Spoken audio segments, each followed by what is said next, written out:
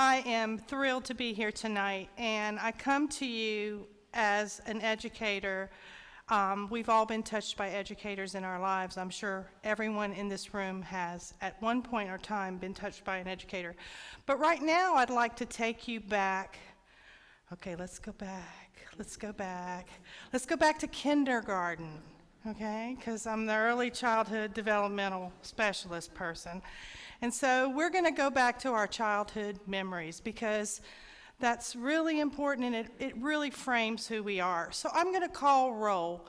You're the kindergarten, and what I want you to do is I want you to raise your hand if you hear your name, okay? So Mary, is Mary here? Oh, we have Mary here.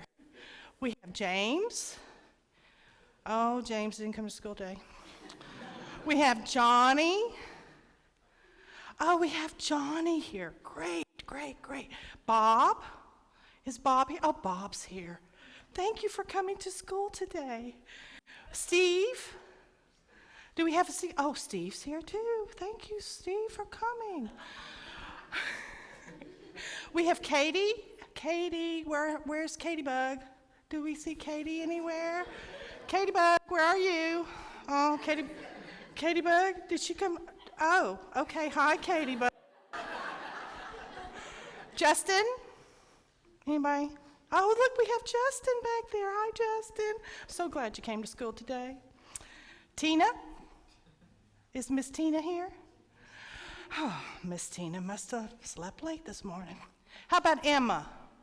Is Emma here? Oh, hi, Emma. You made it to school today. This is what I do every single day. I walk into classrooms, and I am fortunate enough to teach pre-service teachers. I'm a teacher of teachers, but I look at children every single day in different arenas, different classrooms. I listen, observe, and learn as to what goes on in classrooms. I oftentimes ask my students, what would you do if? What would you do if Mary, where's Mary? Mary were Mary J. Blige. What would you do if James, where's James? James. Oh, yes, that's right, he skipped school today. If James were James Brown. How about Johnny Cash? How about Bob Dylan? Bill Gates? Steve Jobs? Katy Perry? Katie Bug? Justin Timberlake? Tina Turner? Rolling down the river. We would be rolling down the river, wouldn't we? And how about Emma Stone? All of these names are very familiar to you. And the reason I'm bringing this up is I look at something different. I look at children through a different lens. What would happen if these children were in one classroom together?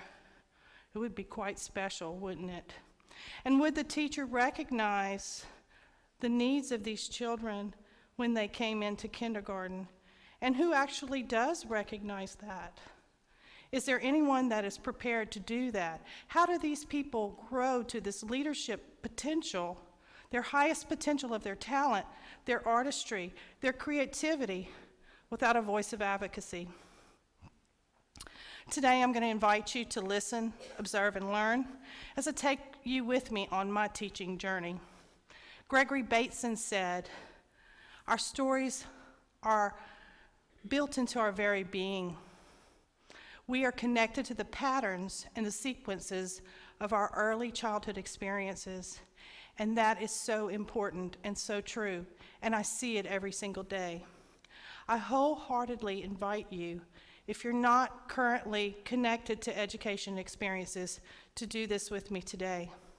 So let's color outside of the lines for a minute and look at the patterns that connect us to teachers. More than likely, you've all had a teacher. One type of teacher or another. They're a part of our lives. We've all had them. We might not have agreed with them. However, the folks that teach have marked more than our papers. Their message marks life marks on our very being. If I were to connect the patterns of a lifetime of teachers, You may be surprised to know how influential these folks might be. So I think it's extremely important to prepare young people to deal with the issues that are in today's classroom. When I visit schools, I'm moved by absence. Yeah, I'm moved by absence. The absence of human connection. What does that mean? The absence of voice and the overuse of flat experience. When I studied at ULM, I studied something different and outside of education. I studied cybernetic theory. What I found fascinating about cybernetic theory is it connects all professions to all things. It connects life to the patterns that we all connect to each other. With this said, my plan is to discuss my key points of my research and to introduce my idea of a kinder version of cybernetics. I call it Kinder-Cybernetics. So I am a teacher of teachers. I yearn to be closer to the learners, the small people, the little people who are in the classrooms, because I want to understand their personality, their drive, their passion, what motivates them, what interests them. Today I speak with a voice of experience. I consider myself very fortunate to be able to see the things that I see, and I go into these places where no one else wants to go. And what I see is creative and transformative thinking. So let me take you through this journey through a poem that I wrote. It was an ordinary teaching day in kindergarten. However, there was something that led my mind to wander. It was the it and the process leading to it. It was an energy that exists when one is present and connected. It was an energy when one validates humanness. And it was an energy that exists when one acts in order to know. Today I became a teacher for the small people. I became a face for them. I touched each small shoulder, pronounced each name out loud as I made my way around the classroom. So what is cybernetics? In a sense, it's the circularity of a system. It's how everything works together. I see you, you see me, we see each other, and we experience things together. It's a pattern that connects all things. It's what cyberneticians call epistemology, our experience. We learn through experience. One thing that we cannot quantify is experience. As many studies as we run, we can't quantify what humans bring inside of a room of learning. Cybernetics is also a mental process. It's the process of looking at humans and validating humanness through a multi-conceptual lens. Instead of labeling, we look at the possibilities of other options. So Kinder-Cybernetics is transformative. It's a process that frames human interaction with ongoing feedback in a classroom. And let's go back to our kindergarten classroom with Mary J.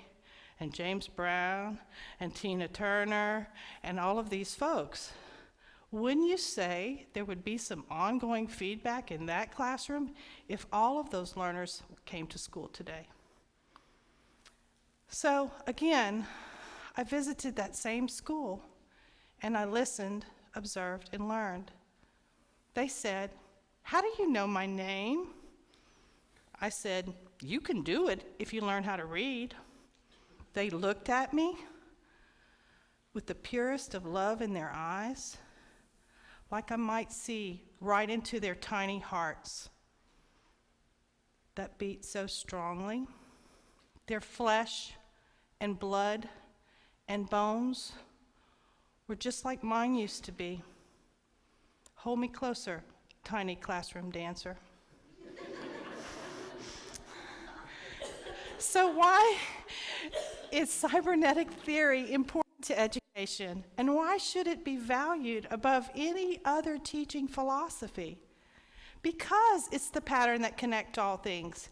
It's the pattern that connects me to you, and you to me, and us to each other, and everything that goes together.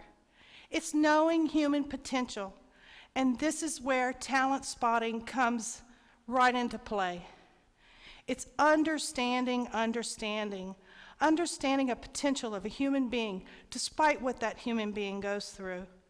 I've looked in the eyes of children, and I've seen despair. I've seen hopelessness. I've seen non-motivated learners. I've seen this look, bored out of their minds with a piece of paper and a pencil, trying to learn something. So, knowing human potential is knowing about an energy that a classroom brings and the shh that sometimes the adult does. And that energy that I've seen is the space between the learning and the thinking that is sometimes shut down.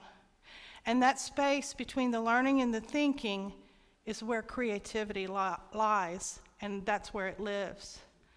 And I have seen it so many times, children who have these abundance of ideas, and they're shut down because they're not supposed to talk. They're not supposed to move. They're not supposed to do other than what they've been told to do. So the energy from this space, I have listened, observed, and learned, and it can fire up ideas. It creates synapses in the brain. We know this, that early childhood, ages 4 and 5, is the highest potential for learning and brain development.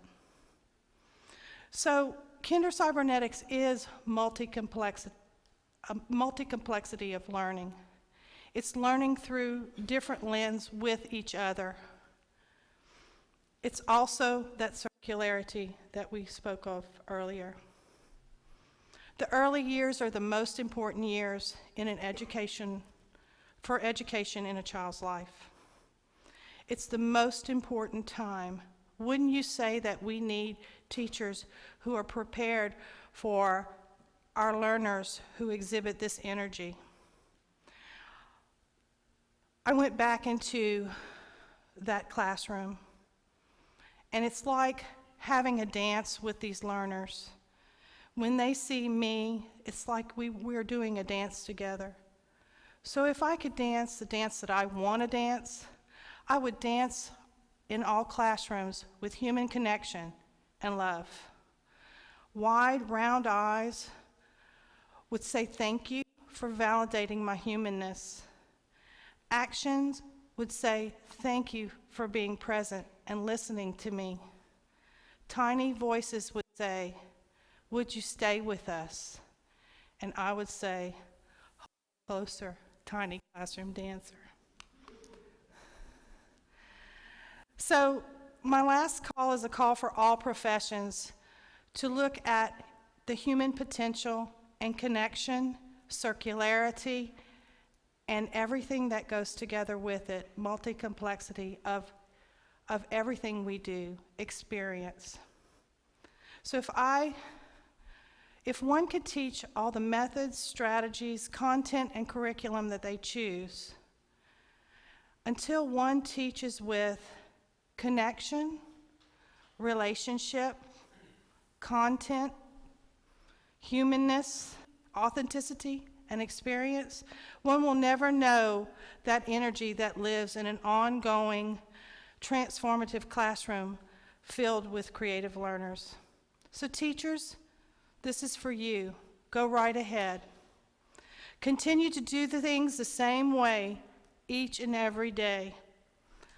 I see you. Fill out those worksheets. Ditto. Do it over and over again. Check those papers. Take those points off. Move their clips.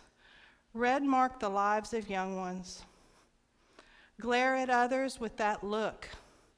You know, the one we've all seen, felt, and experienced.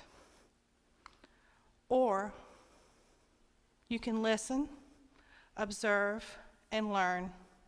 And you can tap back into the real reason you entered the profession. You can find the beat of your teaching heart. The voices of the young children are waiting to be heard. Their behavior is showing something. It's unveiling the truth.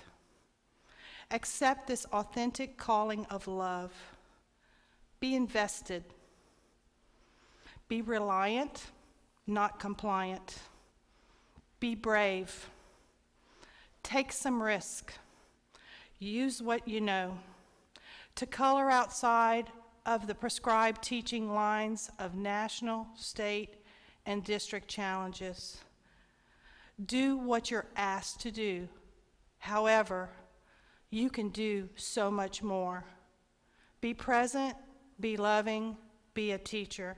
It's time. It's time to take back what we have worked so hard for. Our vision, our decision-making, our validation, our profession. "May I touch your dress?" said the tiniest of dancers. I said, "Yes." She touched my dress with her small hands. She said, "It's so soft." I said, "Thank you." She said, "I like your hair." I said, "Thank you." Then something unexpected and wonderful happened. She wrapped her tiny arms around my hips. It was like the holiest of spirits that captured my teaching heart. Hold me closer, tiny classroom dancer. Thank you.